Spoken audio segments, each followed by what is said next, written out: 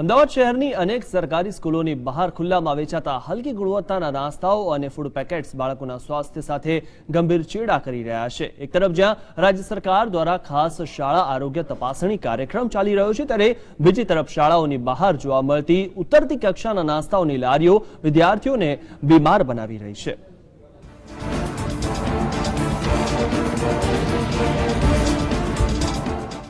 આ છે અમદાવાદના દુધેશ્વરમાં આવેલી મ્યુનિસિપલ શાળા। અહીં 1500થી વધુ વિદ્યાર્થીઓ હાલ અભ્યાસ કરે છે। શાળામાં આ બાળકોને સ્વચ્છતા અને શુદ્ધતાના પાઠ ભણાવાય છે, પરંતુ શેઠની શિખામણ ઝાંપા સુધી એ કહેવત પ્રમાણે બાળકોને લલચાવે છે શાળાઓની બહાર વેચાતા હલકી ગુણવત્તાના નાસ્તાઓ અને ફૂડ પેકેટ્સ। આવી સ્થિતિ અમદાવાદની અનેક સરકારી સ્કૂલોની છે, જેમાં શાહીબાગની સરસ્વતી મંદિર શાળાને પણ ગણી શકાય।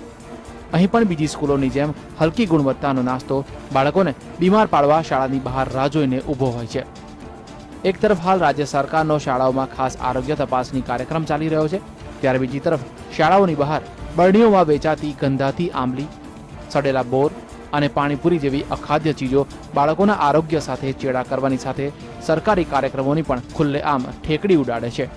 આના માટે કઈ અમુક ચા પેલા નાસ્તાવાળા ખુલ્લેઆમ વેચે છે, ખમણ છે, બોર છે ને આ બધું અહીં વેચે છે, તો એ બી અમને ડિસ્ટર્બ થાય છે, કેમ કે છોકરા ઘેરથી આટલું બધું નહીં લાવતા, ત્યાં આ ખાય છે, પકોડીઓ છે ને આ બધું જે સામાન આપણે હાથથી બનાવતા હોઈએ એ ગંદુ હોય છે।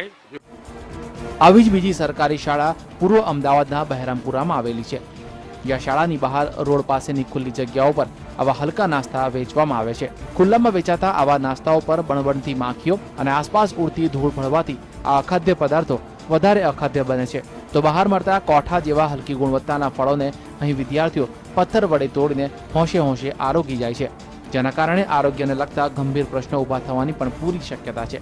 ત્યારે રાજ્ય સરકારનો શાળા આરોગ્ય તપાસણી કાર્યક્રમ માત્ર સરકારી ફાઇલો પૂરતો મર્યાદિત બની ગયો હોય તેમ જણાય છે, કારણ કે તેમાં શાળાઓ બહાર વેચાતા આવા હલકી કક્ષાના નાસ્તાઓના વેચાણ પર કોઈ કાર્યવાહી કરવામાં નથી આવતી, સાથે જ શાળાઓનું પણ આ બાબતે ધ્યાન દોરવામાં નથી આવતું। ત્યારે વાલીઓ તેમના બાળકો આવો અખાદ્ય નાસ્તો ન આરોગે તેને લઈને જાગૃત બને તે પણ જરૂરી બની જાય છે। કેમેરામેન જયેશ પટેલ સાથે